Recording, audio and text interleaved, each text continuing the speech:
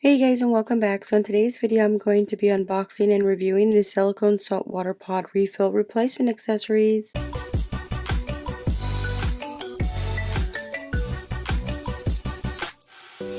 Alright, so we have the accessory refills right here. So instead of buying these salt pods for your Navage unit, so here's my Navage unit.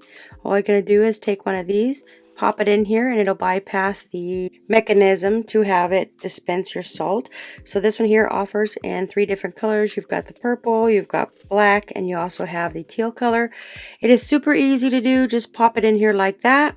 Make sure it's sit down like that.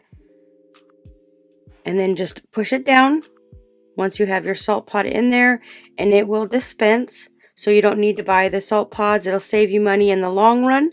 And then the top right here, you just add your water, and the bottom is the dirty water.